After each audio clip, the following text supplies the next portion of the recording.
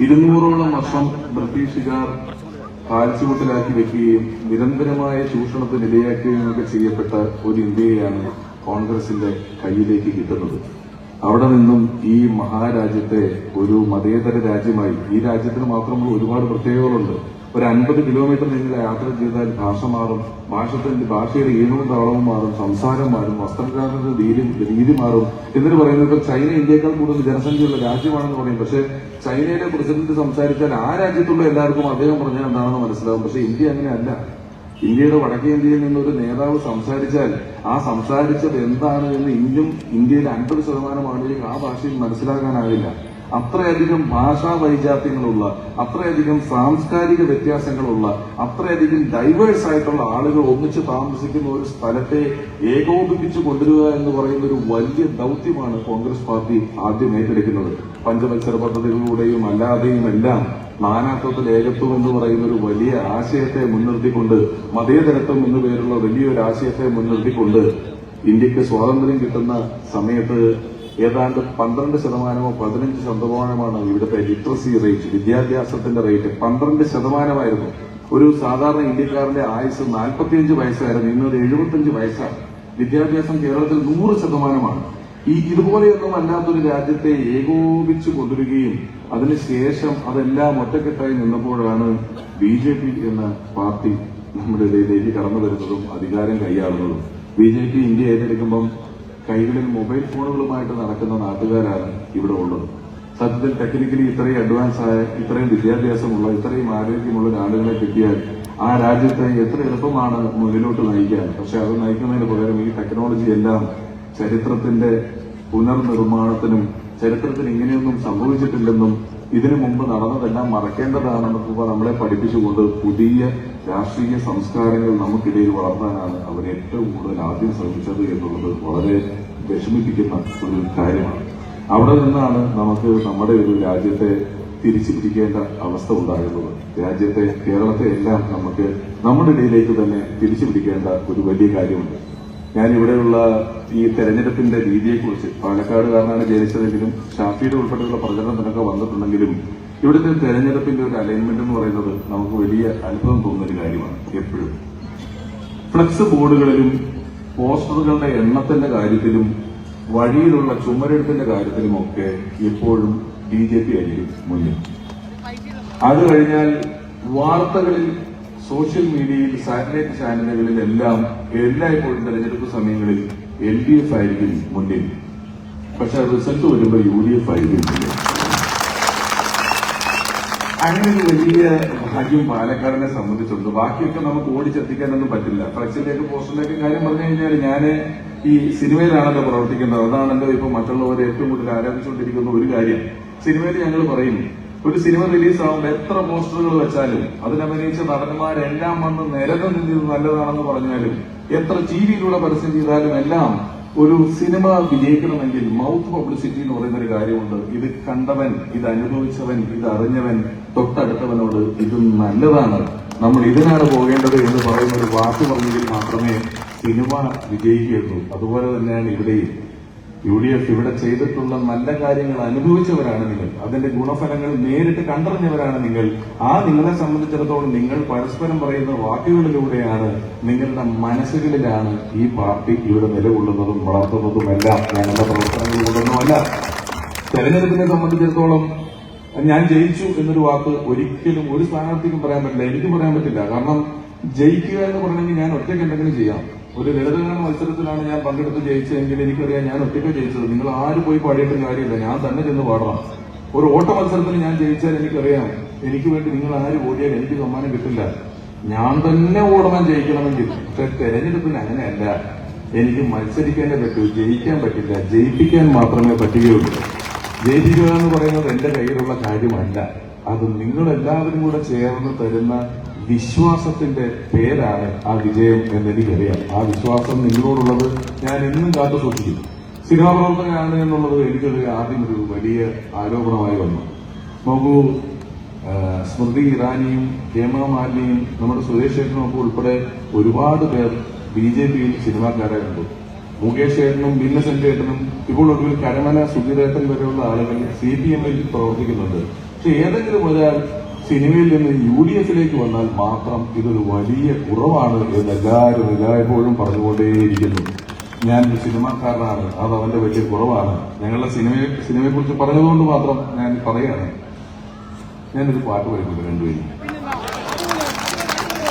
ഞാൻ ഇങ്ങോട്ട് വരുമ്പോ ഷാഫിയോട് പറഞ്ഞു, ഞാൻ ചിലപ്പോൾ ഒരു പാട്ട് പാടുന്നു. ഞാൻ പറഞ്ഞു, പാട്ട് പാടിയിട്ട് വോട്ടില്ലാണ്ടാക്കരുത്, സൂക്ഷിച്ച് വേണമെന്ന്. 2 വരിയേ ഉള്ളൂ.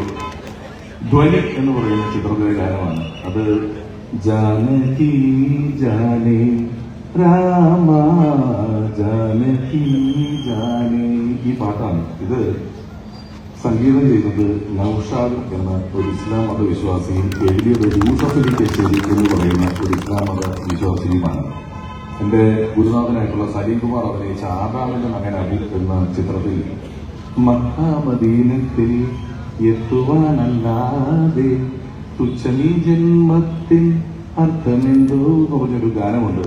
ഇത് പാടിയത് ശങ്കർ മഹാദേവനും സംഗീതം ചെയ്തത് രമേശ് നാരായണനുമാണ്. ഒരു മറവത്തൂർ കനവ് എന്ന് പറഞ്ഞ ചിത്രത്തിൽ കരുണാമയനെ കാവൽ വിളക്കേ എന്ന് പറയുന്ന ഒരു ഗാനമുണ്ട്. ക്രിസ്തീയ ഭക്തി ഗാനമാണ്. ഇത് എഴുതിയത് ഗിരീഷ് പുത്തഞ്ചേരിയും സംഗീതം കൊടുത്തത് വിദ്യാസാഗറുമാണ്. അങ്ങനെയായിരുന്നു ഞങ്ങളുടെ മേഖല. അവിടെ നിന്നും കേരള സ്റ്റോറി പോലെയുള്ള ചിത്രങ്ങൾ നമ്മുടെ തിയേറ്ററുകളിലേക്ക് വരുന്ന അവസ്ഥയിലേക്ക് കലങ്ങിപ്പോയത് കഴിഞ്ഞ കുറച്ചധികം നാളുകൾ കൊണ്ടാണ്. അങ്ങനെ കലങ്ങി ഈ ഇരിക്കുന്ന സാഹചര്യത്തിൽ ഇവിടെ റിലീസായ കേരള സ്റ്റോറി എന്ന ചിത്രത്തെ എങ്ങനെ കേരള ജനത തള്ളിക്കളഞ്ഞോ അതേപോലെ തന്നെ BJP-യെ പാലക്കാട് നിന്നും തള്ളിക്കളയും യാതൊരു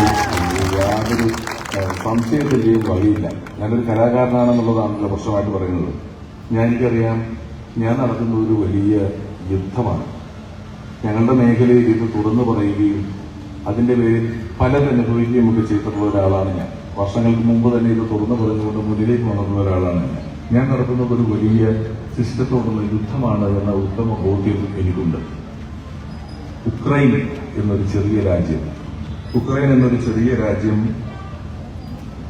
വലിയ തോതിൽ റഷ്യ എന്നൊരു വലിയ രാജ്യത്തിന്റെ ആക്രമണത്തിന് ഇരയായിക്കൊണ്ടിരിക്കുന്നു നിരന്തരം.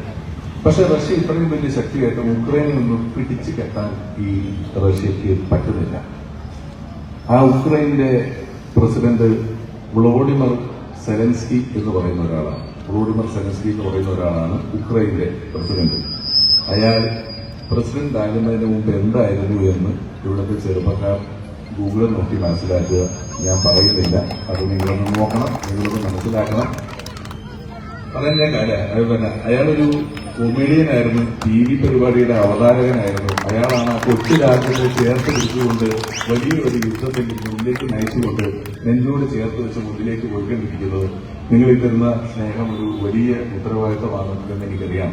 ഇവിടെ NDA-യുടെയൊക്കെ പരസ്യ ബോർഡുകളിൽ ഞാൻ കണ്ടു ഒരു വരി, അത് മാറാത്തത് മാറും എന്നാണ്. ശരിക്ക് പാലക്കാടിന് മാത്തൂരും കണ്ണാടിയും പിരായിരിയും മുനിസിപ്പാലിറ്റിയും ഒക്കെ ഉൾപ്പെടുന്ന ഇടങ്ങളിൽ മാറാത്തതായി കുറേയേറെ കാര്യങ്ങളുണ്ട്. മാത്തൂര് തിരുവട്ടുപള്ളിയിൽ നമ്മളെല്ലാവരും വലിയ ആഘോഷങ്ങൾക്ക് പോകുന്നു, ഒത്തുചേർന്നു, അവിടെ സ്നേഹം പങ്കുവെക്കുന്നുണ്ട്. ചക്കാന്തരപ്പള്ളിയിൽ പെരുന്നാൾ നടക്കുമ്പോൾ നമ്മളെല്ലാവരും പോകുന്നുണ്ട്, അവിടെ അലിഞ്ഞു ചേരുന്നു ആ പെരുന്നാളിന്റെ സന്തോഷത്തിൽ. കൽപ്പാത്തി രഥോത്സവം നടക്കുമ്പോഴും ലക്ഷക്കണക്കിനായ ആളുകൾ അവിടെ ഒന്നിച്ചു വരുന്നു, ഒന്നിച്ചു കാണുന്നു, അതിന്റെ സന്തോഷം പങ്കുവയ്ക്കുന്നു. പെരുന്നാളിന് നമ്മൾ ബിരിയാണി പങ്കുവയ്ക്കുന്നു, ക്രിസ്മസിന് കേക്ക് പങ്കുവയ്ക്കുന്നു, ഓണത്തിന് സദ്യ നമ്മൾ പങ്കുവയ്ക്കുന്നു. ഇതൊക്കെ പാലക്കാട് മാറാതെ നിൽക്കുന്ന കാര്യങ്ങളാണ്. അത് മാറരുത്. മാറാത്തത് മാറും എന്ന് പറഞ്ഞ് അതിനെ മാറാൻ നമ്മൾ അനുവദിക്കരുത്. അത് മാറണ്ട, അത് മാറാതിരിക്കാൻ എന്നും നിങ്ങളോടൊപ്പം ഞാനുണ്ടാകും, എനിക്ക് നിൽക്കാനാകും. നമ്മൾ ഹെൽപ്പ് അസ് ടു സർവീസ് എന്ന് പറയുന്നൊരു വരിയുണ്ട്. എന്ന് പറഞ്ഞതുപോലെ നിങ്ങൾ ഇങ്ങോട്ട് വരുന്ന, നേരത്തെ പറഞ്ഞ ആ ജയിപ്പിക്കാൻ വേണ്ടി ഒരു വലിയ ഉത്തരവാദിത്വമാണ്. ആ ഉത്തരവാദിത്വത്തോടുകൂടി വേറൊരു വലിയ നിറപ്പകിട്ടാർന്ന മേഖലയെ മാറ്റി നിർത്തിക്കൊണ്ടാണ്, അതെന്റെ കടമയാണ് എന്ന വിശ്വാസത്തിലാണ് ഞാൻ ഇങ്ങോട്ട് വന്നിരിക്കുന്നത്. എന്നെ നിങ്ങൾ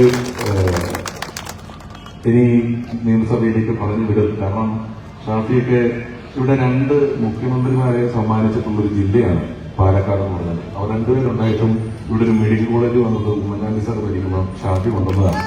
പക്ഷെ അതിന്റെ ക്രെഡിറ്റ് എങ്ങാൻ എടുത്തുകൊണ്ട് പോയാലോ എന്ന് ഓർത്തിട്ട് അന്നും ഇന്നും ഉദ്ഘാടനം ചെയ്ത സ്ഥലത്ത് അതെങ്ങനെ ഇരിക്കുന്നു അതുപോലെ എന്നുള്ളതിനപ്പുറം ഒരു തരി ആ മെഡിക്കൽ കോളേജിനെ മുന്നിലേക്ക് കൊണ്ടുപോകാൻ ഇവിടെയുള്ള ഭരണകൂടങ്ങൾ ശ്രമിച്ചിട്ടേ ഇല്ല.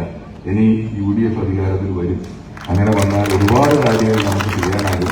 ഗ്രാമവും നഗരവും തമ്മിൽ ഒട്ടും അകലമില്ലാത്തൊരു പ്രദേശമാണ് പാലക്കാട്. നല്ല നഗരത്തിൽ നിന്നും 15 മിനിറ്റ് വണ്ടി ഓടിച്ചാൽ നല്ല നെൽപ്പാടങ്ങളുള്ള ഗ്രാമങ്ങളിലെത്താം.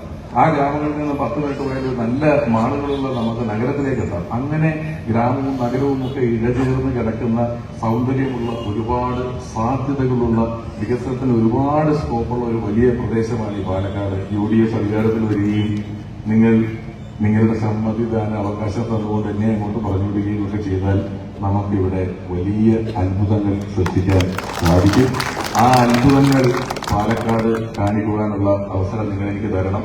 എന്നോട് ഇവിടെ വരുന്ന എല്ലാവരും പറയുന്നത് നമ്മളുണ്ട് എന്നൊക്കെയാണ്. പക്ഷെ പൊതുവെ ചിലപ്പോ നമ്മൾ പറയില്ല, ചില ആൾക്കാർ വീട് വരെ വന്നിട്ട് എന്നെ കല്യാണം പിടിക്കാണ്ട് പോയി എന്നൊക്കെ പറയുന്ന ചില ആൾക്കാരുണ്ട്. ഇത്രയും വന്നിട്ട് വോട്ട് ചോദിച്ചില്ല എന്ന് പറഞ്ഞാൽ അതൊരു വലിയ മോശമാണ് എന്നുള്ളത് കൊണ്ട് മാത്രം എനിക്കറിയാം അതിന്റെ ആവശ്യമില്ലെന്ന്. എങ്കിലും ഔപചാരികതയുടെ പേരിൽ ഞാൻ ചോദിക്കുന്നു, ഈ വരുന്ന തെരഞ്ഞെടുപ്പിൽ കൈപ്പത്തി ചിഹ്നത്തിൽ വോട്ട് ചെയ്ത് അപേക്ഷിക്കുന്നു. നമ്മൾ ഇനിയും പലതവണ കാണുന്നവരാണ്, പലതവണ സംസാരിക്കേണ്ടവരാണ്. അതുകൊണ്ട് സുദീർഘമായ ഒരു സംസാരത്തിന് ഇനി ഞാൻ മുതിരുന്നില്ല. എന്റെ എളിയ സംസാരം ഏകദേശം ഞാൻ ഇവിടെ അവസാനിപ്പിക്കുകയാണ്. നമ്മൾ ജയിക്കും, നമ്മളെ ജയിക്കും. നന്ദി, നമസ്കാരം.